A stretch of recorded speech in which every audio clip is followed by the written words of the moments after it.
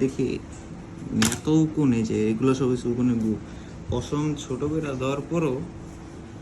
দেওয়ার পরও মানে উকুনে ছাড়ে না। আর কি করা যায়? এই যে দেখো, যে ব্লাড, উকুনে রক্ত খেয়ে ব্লাড লাগে রাখছে। আমার ফার এত বড় ছিল, উকুনের কারণে ফারও ফালাই দিছি। তারপর এই যে উকুন, এই যে মানুষ বলে যে বিড়ালের যত্ন নেই না, আসলে মানে প্রতিদিন উকুন মারা হয়, তারপরেও এই উকুনে ছাড়ে না। উকুনের ডিম দিয়ে সারা ঘর বাড়ি ভরে গেছে। আর কিভাবে কি করি?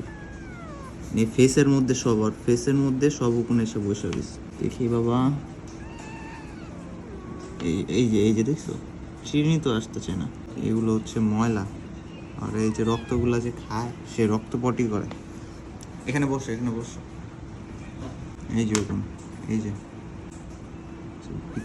ভিতরে মেরে ফেলুন। প্রতিদিন যদি টাইম টু টাইম আচড়ানো হয় তাহলে আরও কমে যাবো। এই যে ওখানে পটে এগুলো, এই যে ব্লাড বেড়ে গেছে। কি পরিমাণে একটা বিড়াল স্বাস্থ্য হইব কীভাবে? স্পটন কত দেওয়া যায়, মেডিসিন কত দেওয়া যায় একটা বিড়ালকে? এই যে এত ক্লিন রাখি, তারপর এই যে মানে চোখের মধ্যে ঢুকে যায়। কি অবস্থা দেখছেন? কি পরিমাণে উকুনের পটে ছোট ছোট সাদা সাদা দেখা যেতেছে, দেখছেন? এগুলো তো সব উকুনের ডিম।